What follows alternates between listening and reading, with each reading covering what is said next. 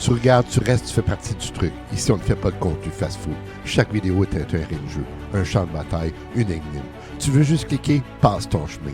Tu veux comprendre, rire, cogner, réfléchir, alors reste jusqu'au bout. Et si t'es encore là à la fin, t'es pas juste un abonné, t'es un complice. Bonjour, bienvenue à Gilles de Presse. Aujourd'hui, l'ONU en crise. Peut-elle encore arbitrer les conflits mondiaux?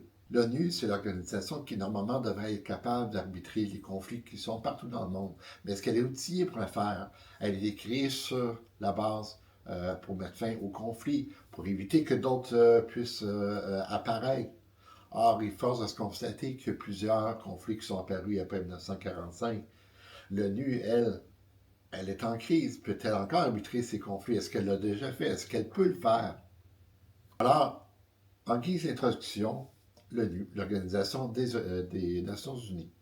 Créée en 1945, l'Organisation des Nations Unies, l'ONU, devait incarner l'espoir d'un monde pacifique, pacifié au lendemain de la Deuxième Guerre mondiale. Mais aujourd'hui, face aux guerres, aux rivalités géopolitiques et aux crises humanitaires, l'ONU semble paralysée. Peut-elle encore jouer son rôle d'arbitre de conflits mondiaux ou est-elle condamnée à l'impuissance? Alors, à l'origine, quelle était la mission de l'ONU? L'ONU est née des ruines de la Seconde Guerre mondiale, avec une mission claire, maintenir la paix et la sécurité internationale. Son Conseil de sécurité, composé de segments permanents, États-Unis, Russie, Chine, France et Royaume-Uni, devait garantir un équilibre des forces. Mais dès le départ, le droit de veto a limité son efficacité.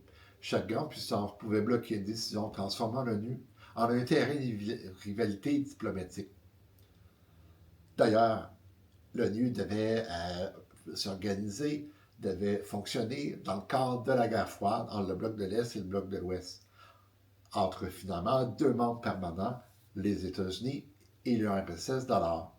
Alors, il y a eu évidemment des crises contemporaines, que ce soit en Syrie, en Ukraine, Gaza, Yémen. Dans de nombreux conflits récents, l'ONU a été incapable d'imposer une solution. Les vétos successifs au Conseil de sécurité ont paralysé l'action. Les casques bleus, autrefois symboles d'espoir, sont aujourd'hui critiqués pour leur manque de moyens, leur lenteur et parfois leur échec. Alors, les rivalités géopolitiques. L'ONU, c'est le reflet des tensions mondiales. Les États-Unis et leurs alliés, la Russie, la Chine, chacun utilise l'organisation pour défendre ses intérêts. Au lieu d'un arbitre impartial, l'ONU devient souvent une scène où s'exposent les divisions. Les grandes puissances s'affrontent et les pays plus faibles restent spectateurs. Les enjeux financiers et structurels, qu'en est-il? L'ONU dépend des contributions financières de ses membres. Les retards des paiements, les pressions budgétaires et la dépendance vis-à-vis des grandes puissances fragilisent son indépendance. De plus, sa structure lourde et bureaucratique ralentit ses interventions. Les agences spécialisées, qu'elles soient UNICEF, OMS, HCR, restent efficaces, mais l'ONU centrale peine à se réformer. Alors, l'ONU peut-elle se réinventer? Face à cette crise, plusieurs pistes émergent. Les voici, en voici quelques-unes. D'abord, réformer le Conseil de sécurité pour inclure de nouveaux membres permanents. Deuxièmement, limiter le droit de veto dans les cas de crimes de guerre ou de génocide. Troisièmement, renforcer le rôle des organisations régionales en complément de l'ONU. Mais ces réformes se heurtent aux résistances des grandes puissances, donc des 5 membres permanents. En conclusion, l'ONU est en crise, mais elle reste indispensable.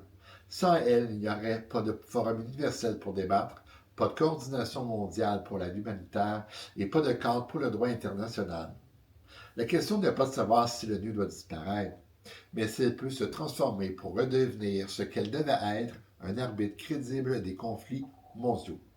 C'était Gilles Depresse, merci.